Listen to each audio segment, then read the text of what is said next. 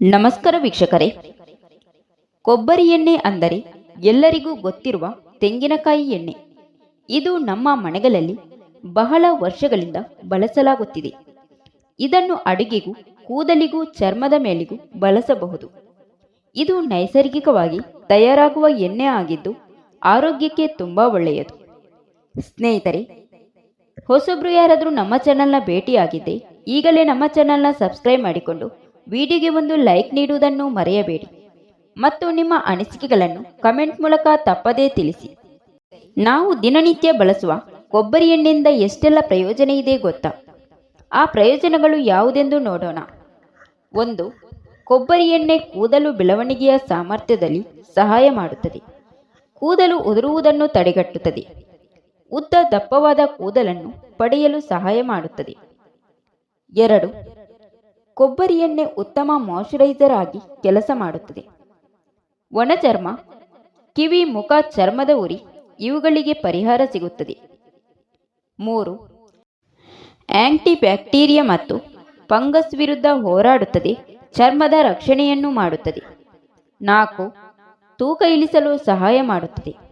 ದಿನಾಲು 1 ಚಮಚ ಕೊಬ್ಬರಿ ಎಣ್ಣೆಯನ್ನು 1 ಲೋಟ ನೀರಿಗೆ ಬೆರೆಸಿ ಕುಡಿದರೆ ತೂಕದಲ್ಲಿ ಇಳಿಕೆ ಕಾಣಬಹುದು. 5. ಅಂಗಾಂಗ ಶಕ್ತಿವರ್ಧಕವಾಗಿ ಕೆಲಸ ಮಾಡುತ್ತದೆ. ಸಣ್ಣ ಮಕ್ಕಳಿಗೆ ಮತ್ತು ವೃದ್ಧರಿಗೆ ಕೊಬ್ಬರಿ ಎಣ್ಣೆಯಲ್ಲಿ ಮಸಾಜ್ ಮಾಡುವುದರಿಂದ ದೇಹದ ಉಷ್ಣ ಕಮ್ಮಿಯಾಗುತ್ತದೆ. 6. ಕೆಲವರು ಕೊಬ್ಬರಿ ಎಣ್ಣೆಯನ್ನು ನೈಸರ್ಗಿಕವಾಗಿ ಬಳಸುತ್ತಾರೆ. ಹಾರ್ಮೋನ್ ಬ್ಯಾಲೆನ್ಸ್ ಮಾಡುವಲ್ಲಿ ಸಹಾಯ ಮಾಡುತ್ತದೆ. 7. ಮೆಮೊರಿ ಬೂಸ್ಟರ್ ಆಗಿ ಕೆಲಸ ಮಾಡುತ್ತದೆ. ನೇರವಾಗಿ ಮೆದುಳಿಗೆ ಇಂಧನವನ್ನು ಒದಗಿಸುತ್ತದೆ. ಇದು ಮೆಮೊರಿ ಶಕ್ತಿಯನ್ನು ಹೆಚ್ಚಿಸುತ್ತದೆ. 8. ರಂಧ್ರ ಶುದ್ಧೀಕರಣದಲ್ಲಿ ಬಳಸಲಾಗುತ್ತದೆ. ಕೊಬ್ಬರಿ ಎಣ್ಣೆಯನ್ನು ನಾಲಿಗೆ, ಹಲ್ಲು ಶುದ್ಧೀಕರಣಕ್ಕೆ ಬಳಸಿದರೆ ಬಾಯಿಯ ಆರೋಗ್ಯ ಸುಧಾರಿಸುತ್ತದೆ. 9. ಮಲವಿಸರ್ಜನೆ ಮಾಡಲು ಕಷ್ಟ ಆದರೆ, ಗುದದ್ವಾರದ ತೂತು ಉರಿ ಬಂದರೆ, ಗುದದ್ವಾರದ ತೂತಿಗೆ ಕೊಬ್ಬರಿ ಎಣ್ಣೆಯಿಂದ ಮಸಾಜ್ ಮಾಡಿದರೆ ಸ್ವಲ್ಪ ಸಮಯದ ನಂತರ ಉರಿಯಿಲ್ಲದೆ ಮಲವು ಸರಾಗವಾಗಿ ಬರುತ್ತದೆ. 10. ಸೂಕ್ಷ್ಮ ಗಾಯಗಳಿಗೆ, ಸಣ್ಣ ಕತ್ತರಿದ ಗಾಯ, ಉರಿ, ಕೀಟ ಕಚ್ಚಿದಾಗ ಬಳಸಬಹುದಾದ ನೈಸರ್ಗಿಕ ಮನೆಮದ್ದು ಕೊಬ್ಬರಿ ಎಣ್ಣೆ ಆಗಿದೆ. 11.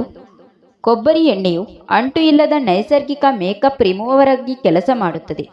ಮುಖದ ಮೇಕಪ್ ಅಳಿಸಲು ಇದನ್ನು ಬಳಸಲಾಗುತ್ತದೆ. 12.